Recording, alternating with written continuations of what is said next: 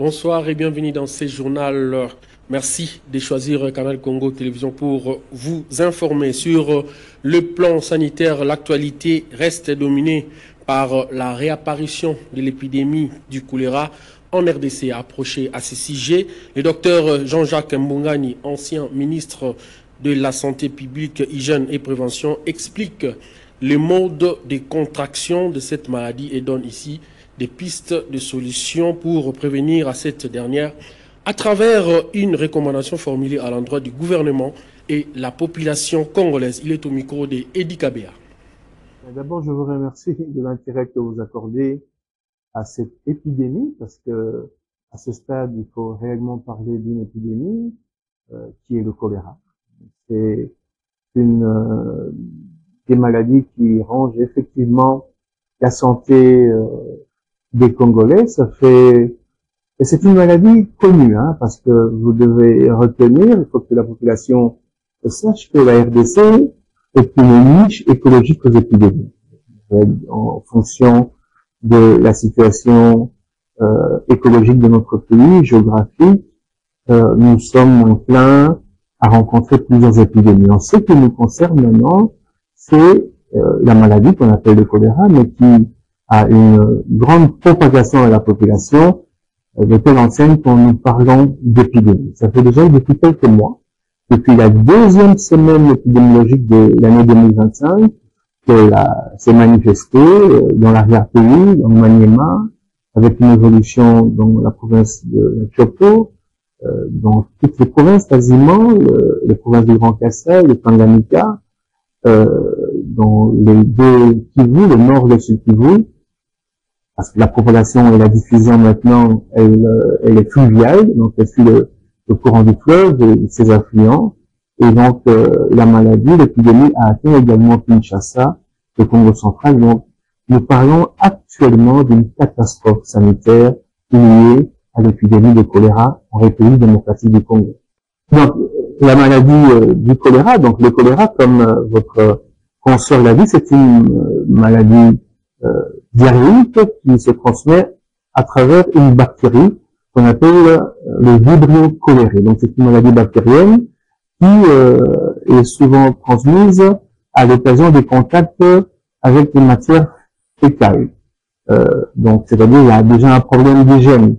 Le conseil d'ailleurs, on y arrivera, c'est bien se laver les mains à l'eau, même avec du savon, faire attention au contact avec des personnes qui devraient en tout cas faire attention à tout ce qui est contact physique. Et les recommandations sont adressées à deux niveaux. Au niveau de la population, c'est de faire attention et d'être vraiment très rigoureux par rapport à l'hygiène personnelle et collective. C'est-à-dire que chaque individu doit vraiment prendre le temps de se laver les mains avant le contact physique avec d'autres individus en ce moment où la maladie a une grande propagation au sein de la population. C'est vraiment capital. Donc si on doit revenir par rapport à la Covid, donc les mesures, lavage des mains systématique, lorsqu'on est en contact avec d'autres personnes, c'est vraiment important. Et aussi, au niveau familial, d'avoir accès à l'eau potable. Les latrines, faut faire attention à tout là où les enfants se lavent, là où les enfants se soulagent, donc tous ces endroits doivent être assez bien entretenus, bien lavés, parce que donc la discipline individuelle et collective au niveau familial peut couper le cycle de transmission de la maladie au sein des familles, au sein des communautés. Au niveau de ceux qui ont la charge de gérer la maladie au niveau national, il faut une prise en charge holistique de plusieurs ministères pour assainir l'environnement, donner à la population de l'eau potable et de bonne qualité, et également mettre à disposition des centres de santé, des hôpitaux généraux de référence, les médicaments nécessaires pour soigner cette maladie. Et puis, en justice, sachez que le procès opposant l'ancien président Joseph Kabila à l'auditeur général des forces armées de la RDC s'ouvre ce vendredi 25 juillet 2025 devant la haute cour militaire de la RDC. Une démarche qui fait suite à la décision du Sénat qui avait voté pour la levée de ses immunités suite aux accusations de trahison, des crimes de guerre, crimes contre l'humanité et la participation à un mouvement insurrectionnel porté contre lui.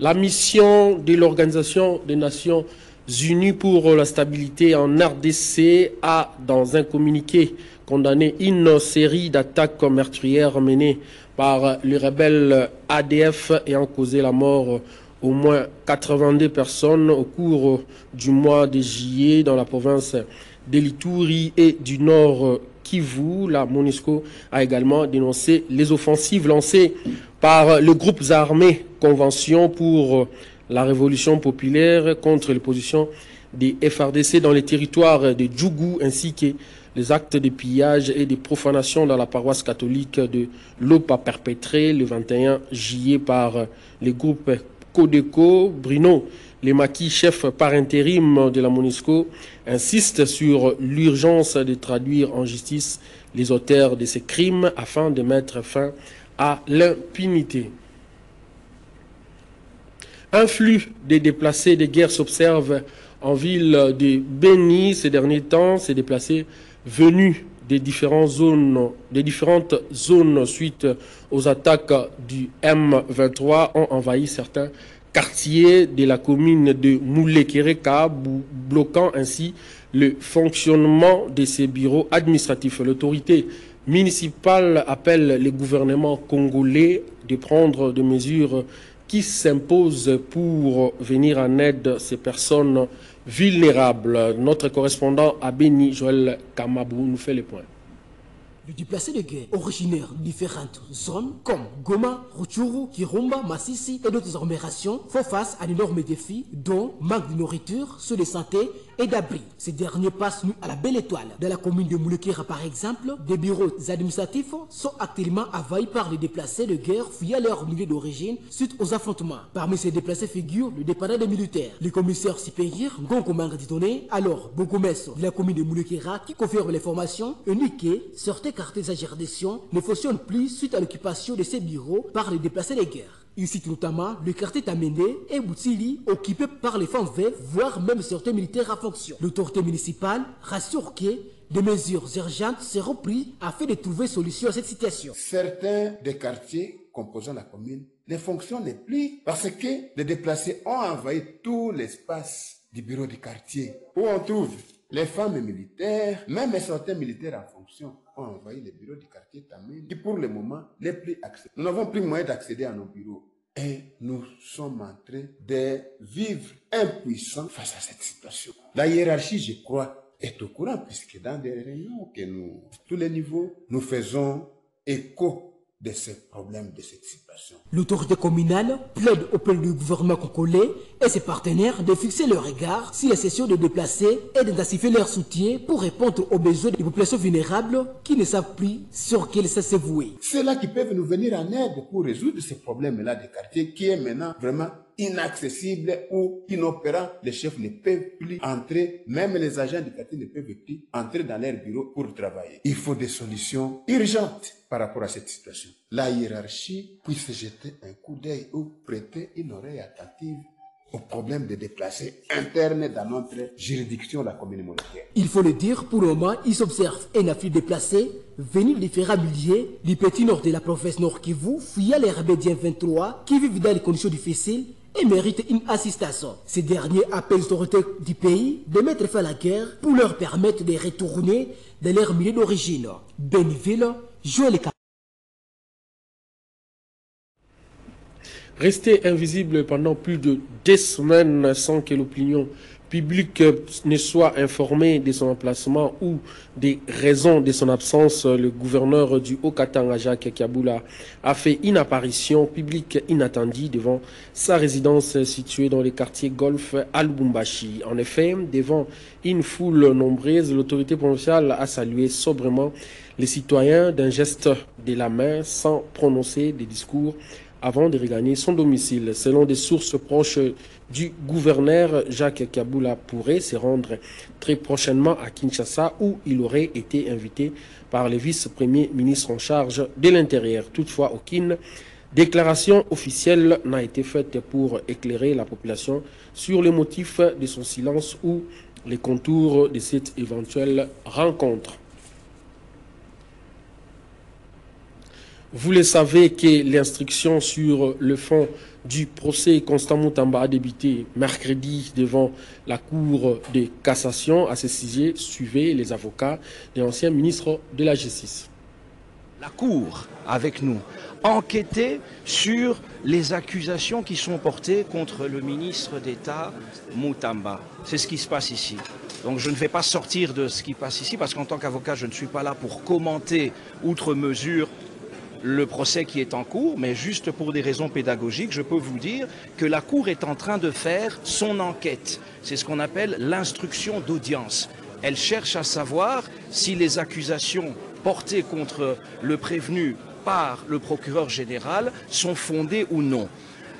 Alors, elle va poursuivre aussi longtemps qu'elle estimera nécessaire cette phase de l'instruction dans la procédure pénale. Après cette instruction, quand la Cour s'estimera suffisamment éclairée quant aux accusations et quant aux réponses données par le prévenu à ces différentes questions, quand la Cour constatera qu'elle a suffisamment de matière pour se faire une religion par rapport à la responsabilité pénale du prévenu, à son éventuelle culpabilité, etc., c'est à ce moment-là qu'elle va passer à l'étape suivante, qui est d'écouter une dernière fois, sous forme de réquisitoire, les accusations du ministère public contre le ministre d'État Moutamba.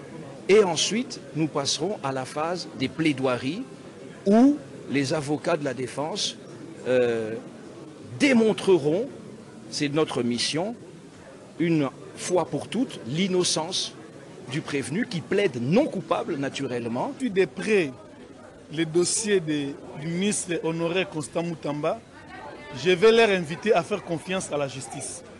De la même manière que nous, avocats, nous faisons confiance à la justice et à la Cour de cassation. Nous également, nous restons sereins, nous faisons confiance à notre justice, nous faisons confiance aux magistrats, nous faisons confiance à la Cour de cassation et nous disons que notre client n'en est pour rien dans ces dossiers. Qu'en est-il des élections de maires et bourgmestres, un processus qui s'étire à longueur et commence à inquiéter plus d'une personne? Le conseiller en communication de la CENI explique sur les dates exactes. On l'écoute au micro de Junior Bolafa. Le calendrier rendu public par la décision numéro 06 du 22 juillet 2025 portant sur les élections des conseillers urbains, des bourgmestres et bourgmestres adjoints ainsi que des maires et maires adjoints rentre dans le cadre du processus électoral qui a commencé en 2021 et qui se poursuit jusqu'à nos jours ici. Et donc, même si la CENI a rendu public la feuille de route ne signifie pas qu'il y a un nouveau processus électoral qui commence. C'était dans la feuille de route venait après avoir organisé les premières élections du mois de décembre 2023. Et donc, le plus important aujourd'hui, c'est de savoir qu'il y a les élections de bourgmestres adjoints, maires et maires adjoints des villes, ainsi que des conseillers urbains qui arrivent. Et déjà à partir du 15 août jusqu'au 18 août, ça sera la période où la CENI va ouvrir à nouveau les bureaux de réception et traitement des candidatures. J'ai dit ouvrir à nouveau parce que il y a par exemple des candidatures qui avaient déjà été enregistrées, de bourgmestres, mais il s'est passé un long moment. Il faudrait, n'est-ce pas, ouvrir pour voir est-ce qu'il n'y a-t-il pas eu, par exemple, malheureusement, des cas de mort parmi les candidats, et n'y a-t-il pas des possibilités d'ajout, de rétro, de substitution des candidatures au niveau des partis ou regroupements politiques, etc. Et donc, du 15 au 18 août, ça sera la poursuite de la réception et traitement des candidatures. Et une autre date importante à retenir dans ces calendriers, c'est que déjà à partir du 9 octobre 2025, ça sera l'élection des conseillers urbains, des bourgmestres et des bourgmestres adjoints. Ceux-là, ils seront élus par des conseillers communaux. Les conseillers communaux que nous connaissons, à la date du 9 octobre, vont devoir élire les conseillers urbains, les bourgmestres et les bourgmestres adjoints dans nos communes. Il s'agit ici des communes situées au chef-lieu de province, des communes situées au chef-lieu de province. Et à la date, n'est-ce pas, du 18 novembre, le 18 novembre, ça sera le jour du vote, n'est-ce pas, le jour de l'installation des bureaux définitifs des conseils urbains. Et le 22 novembre, ça sera le jour du vote des maires et maires adjoints par les conseillers urbains. Donc, l'opinion doit comprendre cette différence. Les bourgmestres et bourgmestres adjoints, ainsi que les conseillers urbains, sont élus au scrutin indirect par les conseillers communaux. Tandis que les maires et les maires adjoints sont élus au 3e degré, toujours scrutin indirect, par les conseillers urbains. La Banque centrale du Congo a un nouveau gouverneur. Il s'agit d'André Ouamesso, juste avant sa nomination par ordonnance présidentielle mercredi. Il était directeur des cabinets adjoints en charge des questions économiques et financières du chef de l'État. Qu'en est-il de son parcours, André Ouamesso? La réponse dans ses papiers de Gisèle Etoko. Âgé de 50 ans, André Ouamesso est économiste formé à l'Université catholique de Louvain. Originaire du Congo central, il est élu du territoire de Songololo en province du Congo central. Il était, jusqu'à sa nomination par ordonnance présidentielle, comme gouverneur de la Banque centrale du Congo, directeur des cabinets adjoints en charge des questions économiques et financières du chef de l'État. Ancien coordonnateur provincial de la campagne de Félix Tshisekedi à la présidentielle de 2020, André Ouamesso avait pris part aux négociations pour le rééquilibrage du contrat chinois. Il a aussi conduit d'autres dossiers économiques bruyants du premier mandat du chef de l'État Félix Tshisekedi, comme l'accord avec le groupe Ventura, qui a rapporté 2 milliards de dollars au trésor public. Il était également dans la délégation des experts congolais qui ont négocié à Washington l'accord de paix entre la RDC et le Rwanda, signé le 28 juin dernier. Il était en 2019 ambassadeur itinérant du chef de l'État Félix Antoine Tshisekedi Tshilombo. Auteur de plusieurs publications, André Ouamesso est notamment connu pour son essai intitulé « L'intégration monétaire en Afrique, particularités et rationalité économique ». Profil allie expertise académique et connaissance du monde des entreprises et de l'administration publique. Nommé gouverneur de la Banque centrale du Congo, André Ouamesso remplace à ses postes Marie-France Moulangou Kabedi Mbouyi, qui trônait à la tête de l'Institut d'émission depuis juillet 2021.